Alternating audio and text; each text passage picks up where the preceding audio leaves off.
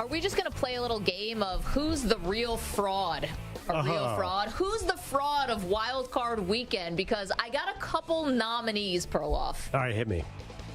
The Bills and the Bengals.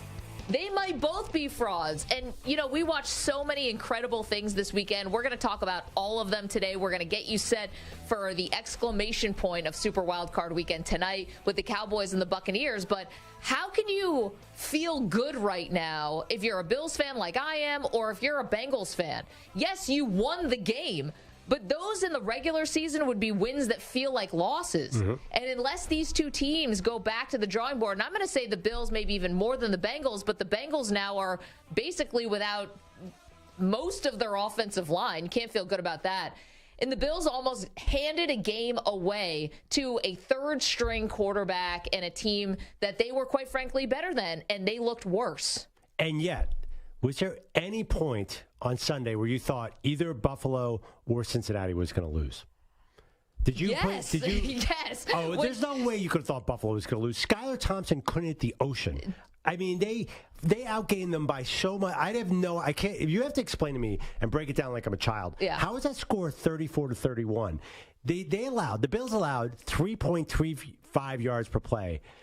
Only 7 other teams have done that in the last 16 years in a playoff game. It was one of the worst offensive performances. They outgained them. They doubled their yards. Yes. And they had 3 turnovers, and the Dolphins had 2 turnovers. How was that game 34-31? I still can't wrap my head around it. There was clearly one better football team on that field, and it was Buffalo by a mile. Yeah, but the final score would indicate that. And the thing is that when you can go on like long, sustained drives and you can actually start putting plays back-to-back on top of each other, well, then you can have some success because as everyone has learned with the Bills, you can move on the Bills. You can move the ball on the Bills, whether you're Joe Montana, Joe Burrow, or Skylar Thompson. Anybody can move the ball on the Bills. They average 3 yards a play. No, but they do this bend, don't break kind of thing, Perloff, and they get these more sustained drives. And then how do the Bills answer in the second half? Explosive play that fails, going for everything, hero ball, all of the worst parts. And it was like everything that you were hoping you wouldn't see out of the Bills, you saw in the second half. And that's why they're hanging on for dear life and basically got a gift. And the gift is that Mike McDaniel is a rookie head coach and that Skylar Thompson is a rookie quarterback. Because that 4th and 1, if they had just converted, so just like with Cincinnati and with Baltimore, if the Miami Dolphins had converted the 4th and 1, they're on their way. If Baltimore scores that touchdown at the goal line, that fourth quarter could have been completely different. I don't think so. I was trying to bet on the Bills, and Vegas didn't see it that way. They never let the Bills get over under -7.5. It was ridiculous. Nobody out there thought the Bills were going to lose that game. And by the way, they didn't bend at all. They let up 231 yards on the day. There was no bend. There was break all over the place, but there was no bend. It was an all break, no bend. It was a fluky. Defense. I don't know how that big guy on the Dolphins picked up that fumble and got in the end zone. The Dolphins didn't do anything. And I hate Josh Allen can't fumble the ball. That's what's got to happen. If Skylar Thompson had somehow gotten the lead at the end, I think the Bills would have stormed back and scored. I felt like the Bills could do whatever they want. They were just taking these weird long shots. Whatever they want. They scored 34 points. I know, but they gained 450 yards on the day. I know they took a lot of shots, but it felt like they were in total control to me. Total control.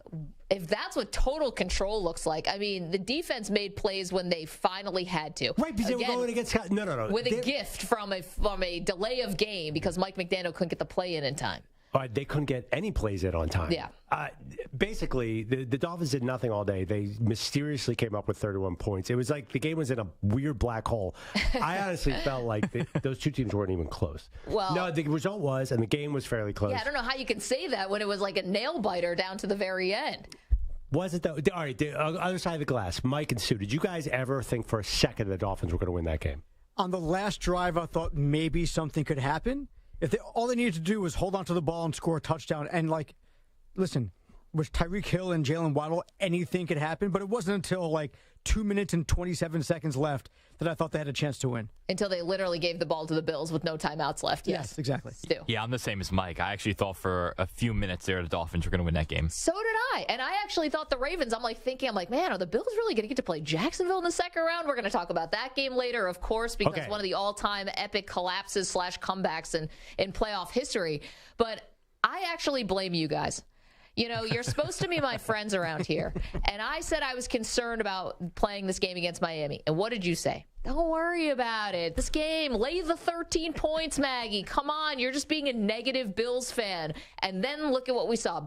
I know when my team is about to lay an egg. I can tell from the first quarter, because they hit all these explosive plays and start thinking, oh, you can just hit 50-yard bombs all the time. And they abandon anything that looks like a coherent offense. And it's like a weird thing that happens in the beginning of the games. They get on this roll, and then the defense takes away Stephon Diggs, and the whole thing collapses like a house of cards. I don't know. I thought they played down to their competition. I mean, okay, so the last drive ended around right around midfield, right? Yeah. How was Skylar Thompson? They just needed a field goal to tie the game. Right. Okay, so maybe they get a field goal. How is Skylar Thompson going to score a touchdown on the Bills? There's just no way that was not going to happen. That Miami offense was terrible. I know the drops hurt, but I thought the Bills really, really controlled the game. Skylar Thompson, he missed a lot of throws, but he got no help from his receivers. I mean, you had Waddle who was dropping passes. You had Tyreek Hill dropping passes, which is very rare. I mean, it was crazy. And if I'm the Bills and if I'm the Bengals, let's get the Bengals in on this. They're going to play each other next week. Joe Burrow, Josh Allen have never met in the NFL. The first time. There's no feeling out process here, except for obviously the game Monday night with what happened with Damar Hamlin. But it's like, I don't feel good if I'm either of these teams, and yet you feel good if you're both of those teams. Listen, as an Eagles fan, I'll tell you, the year we won the Super Bowl in 2017, the first game played Atlanta in Philly. The final score, I think, was 15-10. Atlanta had the ball down the goal line with barely any time left. Julio Jones dropped a touchdown pass. It was very discouraging. You came out of that game saying, oh, no, we're in big trouble. And then they just completely took off from there. 2 years ago, Tom Brady and the Bucs got into this bizarre dogfight with Taylor Heineke. I remember. And you would have thought, oh, well, this Bucs team isn't going anywhere. Then they just blitzed everyone else the rest of the year, including the Chiefs in the Super Bowl. There's no way it goes week to week. Okay, so who, the Bengals or the Bills, who do you think has a better shot of going on a run like that? I think whoever wins that game is going to come out of the AFC. I think they're both going to beat the Chiefs. Really? Yeah. What makes you think that? Well, because I think the Chiefs' defense is just terrible. So I think both of these teams have a great chance. Now, listen, I was more worried. The Bengals' offensive line was a real issue. Now, if somebody just looks at the tape with Josh Allen, sits in a room, and says, dude, would you not just fling the ball carelessly all over the field? There was there was one where he was just running and just threw the ball out of bounds, bizarrely. Just do not run with the ball out. And all of a sudden, if he had not run with the ball out, this game probably would have been a much different game, maybe a blowout. This was not the first Bills game you've watched. I know that you watch them every single week. That's like asking a human being not to breathe. It's like it's like second nature. He'll tighten up. He'll tighten it up because listen, he played perfect against the Chiefs last year. How many mistakes did he make in that game? Very few. Honestly, I think this was a matter of we're going to play down to our competition. I think they came in the game, and I know they're professionals and they should be up for everything. I don't think they were up for this game because it was Skylar Thompson. They just come off this emotional week with Damar Hamlin. Of course. I just think that they kind of looked ahead of this game and were not that into it. How about when Tracy Wolfson asked Sean McDermott, you were worried about your team coming out flat? And then he looks at her and goes, I don't think I said flat. Believe me, I know Tracy Wolfson. There's no way that she chose that word. No. Like, he definitely said that, and you could tell he was like, oh, no, I don't want this out in the universe of 40 million people watching this because they played so well in the first quarter. Right. They went up 17-0, right? And then they you could just see the air suck out of that team. They're like, so let's just protect this lead. Same thing with, I don't think the Bengals even considered the fact that Tyler Huntley was going to beat them. I don't think it crossed their mind until about, 14 minutes left in the game. Like, we got a problem here. All of a sudden, they're at the goal line. It's like, what? I mean, I know now John Harbaugh has come out, and he has said, we told him to go low, and instead he went high. I mean, as far as, professional football goes, he wasn't, close. He was still, a foot and a half, it feels like, away from the goal line. And, J.K. Dobbins has now come out and said some pretty aggressive things about the play calling. We have some sound from that, correct? So he's had some critical takes off of that game last night, and I think they're warranted. Let's hear a little. Why am I not out there all the time? I should be the guy. I'm tired of holding that back. I'm tired of that. I'm tired of holding that back. Let's go win the game. I'm tired of holding back on that. I'm tired of that. I'm tired of it. I'm tired of that. I'm tired of it. I'm tired of it. I'm tired of it. I think he's tired of it. You know, I haven't heard more people on the offense basically want to leave Baltimore. It was Hollywood Brown asked for a trade last year, and now J.K. Dobbins. And to be honest, why wasn't he involved on that play? Is that a hindsight 2020? I don't understand why he wouldn't have been. He was having a super effective night. You can't say that because you're a football fan, right? We all say quarterback sneak, quarterback sneak. That's the de facto call on all. Why would you quarterback? It was a little far for a quarterback sneak. A little far. But you're not 6'6". If he'd gone low, he probably would have gotten it. If not, he would have been at the 6-inch yard line. Whereas, how many times we kill people when it's 4th and 1 and they go into shotgun and hand the ball off? I know. Just quarterback sneak it and get in. And if you didn't, he would have been 6 inches away. I think that was a fluke. But I'm not. Also, by the way, it was a great play. It fell right into Hubbard's hands for Cincinnati, and he runs it back for the touchdown. If the fumble hadn't happened, a lot of people were killing Joe Burrow. They're like, Joe Burrow doesn't look good. If the fumble hadn't happened before the half, I think the Bengals scored there. Then Joe Burrow came out and just torched them on the first drive. I feel like the Bengals just did not, for some reason, didn't know how to play with a lead there, which is the theme. I think that's the theme of the weekend. Teams do not know how to play with a lead in today's NFL. There's something weird. So the Chargers might take that a little bit more than any other team. But I think the Bills had the same problem. I think the Bengals kind of had that problem too, a little bit in a weird way last night. I think that's why I'm not worried about the Bengals or the Bills moving forward. Teams, though, when they're behind that touchdown, are completely different on offense. They're so much more aggressive.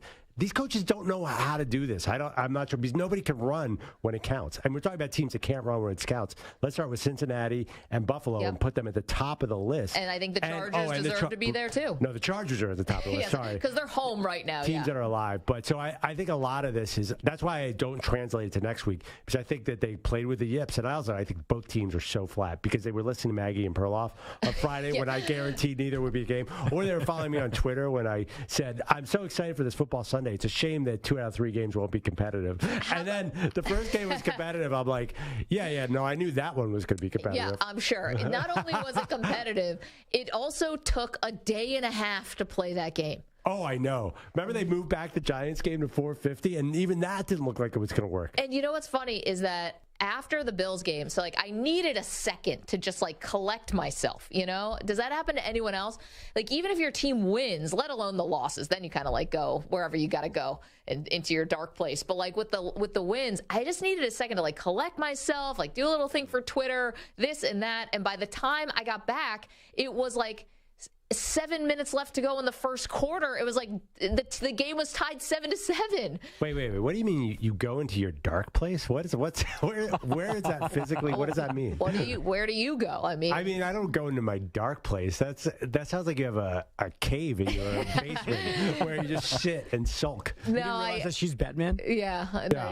Without the crime fighting or the general altruism or the money. It actually sounds closer to Buffalo Bill from Silence of the Lambs. A little closer to that. Yeah, that's what I'm picturing. Buffalo. Put the bunny in the basket, whatever. This dark place. Yeah. By the way, I don't know. You don't go into a dark place when the Eagles lose? I don't think you do. Endlessly scrolling, just hoping that somehow the game... somehow the outcome changes through so different because the last time the Eagles had that magnitude of game, they won. So I can't really relate to what it's like to have Super Bowl expectations of blow lead. So no, my dark place is not quite as dark because there's been light down there before. It's seen light. Amazing. Unlike your dark place. Okay, I love it. You know what? Giants, one of the hottest teams in the playoffs now. We're going to talk about that. We're going to talk about now you get to play a division rival and see how you like it. I think the Giants are winning that game. I've effectively lowered my bar. You can't do that. I can't do that. Nope. I've been killing the Giants all year, and I do not like playing the same team 3 times. It's going to be brutal on Saturday night. Although I do like that the Giants have no rest and the Eagles have a ton of rest. And by the way, if Dallas wins tonight, they have to play San Francisco. Saturday. Anyway, we have so much to break down. Okay, we've got too much to do.